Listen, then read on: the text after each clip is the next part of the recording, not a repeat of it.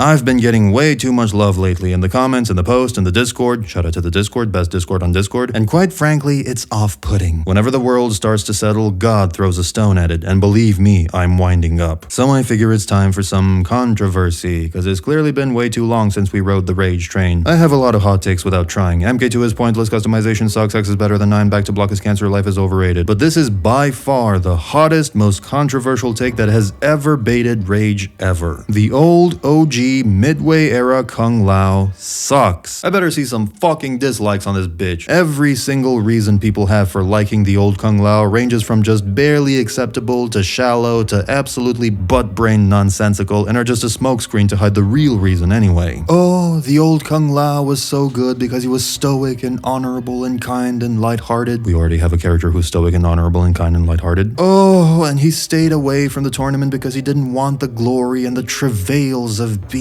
a champion, meaning he was a coward and abandoned his realm. And oh, he was presumed dead but came back and helped out and retired to a farm and lived in peace, meaning he did nothing. But all of this stuff is just bullshit that hides the real reason why people like this Lao, which fans are intuitive enough to hide because they know something's off about it. And the real reason is I like OG Kung Lao because it's Midway Kung Lao and John Tobias wrote him.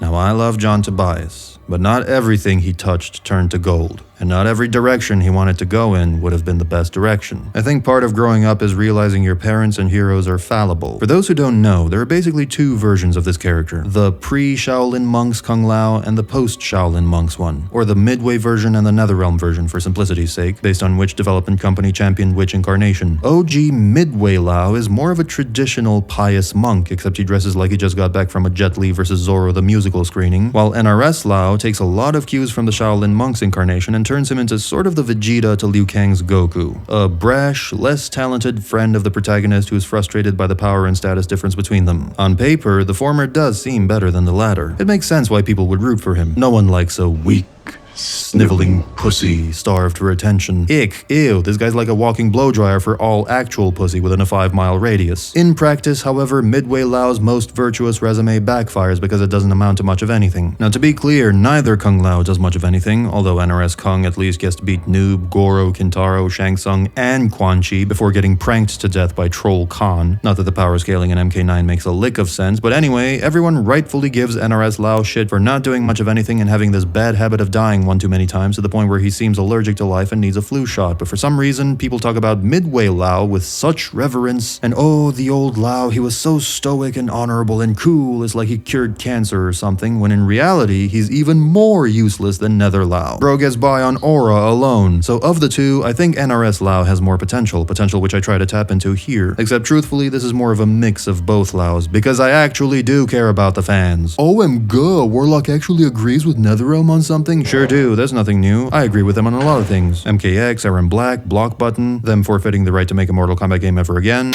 Look, let's break these down one by one, and I'll prove to you that he does nothing, the boy does nothing, because I need your approval, damn it. I need to not feel insane. Hard truth number one, he's redundant. Old Kung Lao is a Shaolin monk. We already have a Shaolin monk, so it's less original the second time around, and he's stoic and honorable and kind and lighthearted, which is exactly what the other guy is, except the other guy also wins battles and gets shit done. If you had to hire one of these two asshats, one of which actually has a hat, you'd hire the hatless asshat who gets results every time. This is a problem with Midway MK games as a whole, namely that one schmuck does all the work while the other schmucks are perpetually lost in the background doing something. We never know what. They either fight Shao Kahn's forever vague, unbranded extermination squads, or they cheerlead Liu Kang as he makes his way to the final boss, or they die. It's always Liu Kang beats the bad guy, saves a kitten, makes peace in the Middle East, makes 42,000 widows feel alive again, and I'm also here somewhere. Midway Lao is the guy in the group photo who only has his elbow visible, and you can't even tell which elbow it is, but he swears he's in there. In Mortal Kombat 2, he joins the good guys in the Outworld tournament. In Mortal Kombat 3, he joins the fight against Khan's invasion. He also retires at one point and tries to rebuild the ever-mentioned but never-present White Lotus Society, so he's Mason Lao. Wonderful, very relevant to the subject matter. Give this man a shovel-shaped trophy. Sometimes stoic or goody two-shoes or Boy Scout characters are just misunderstood, misportrayed, and can be done in an interesting way. I talk about that here. But in other cases, the character is not misrepresented, the character does not have significantly more to offer. Sometimes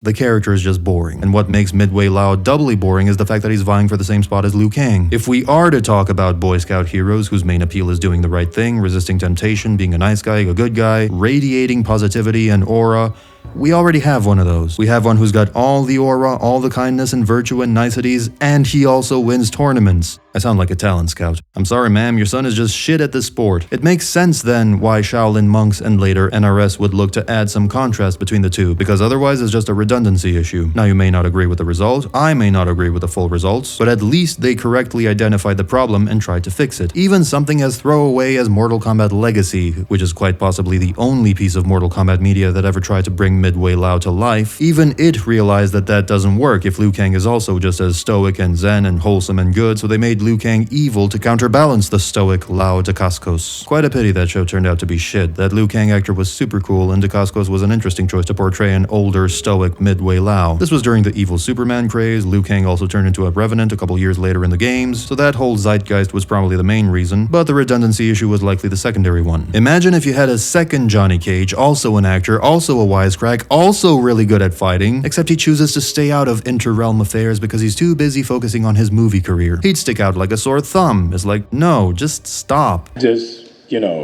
stop. But that's not the worst of it. The worst of it is when the Mortal Kombat tournament, the one that kicks off the whole saga, starts, he doesn't give a fuck. Apparently he was the one the monks initially chose to represent Earthrealm in the tournament, but my man was like, nah, I'm good, and he just peaced out. I am a man of peace and tranquility, and I stand for non-violence and veganism. Violence is not the way, it is known. Motherfucker, your world is facing total annihilation. Shao Kahn is about to do to you what Disney did to Star Wars. You guys lost 9 out of 10 tournaments in a row. This is your last chance to stave off absolute destruction, and when the monks ask you to fight in it, you're like, no thanks, I'm a man of peace? This is how you preserve peace, motherfucker. It takes the Gandhi wannabe one whole game to realize this shit's for real and joins the fray, because they couldn't think of a better reason why Kung Lao, the new character introduced in the second game, didn't appear in the first one. Well, he's a man of peace. He cares more about practicing his animal forms than saving the world. Bro, you do know Shaolin monks beat their students with a stick if they mess up a kick, right? Non-violence, my ass. But the most frustrating thing is that he genuinely does nothing. I checked the original bios. I looked to the endings. I rummaged through the forums. Like most characters, anything this man does is either boring or not canon, or boring and not canon. The only cool thing is in his MK4 ending when he makes peace with Goro, which is still a bit of a blue ball considering the ancient history these two share, but at least it's something, and at least it's somewhat unexpected but positive. Now again, I think he could have done a lot more since you bothered to create an entire character who's the descendant of a super important figure who was killed by Goro. Once again, see this for more on that, but I will acknowledge this ending. It's pretty much the only thing to acknowledge, so this section shall be pretty short. Why is it that in 4 games, all of them with an increasingly larger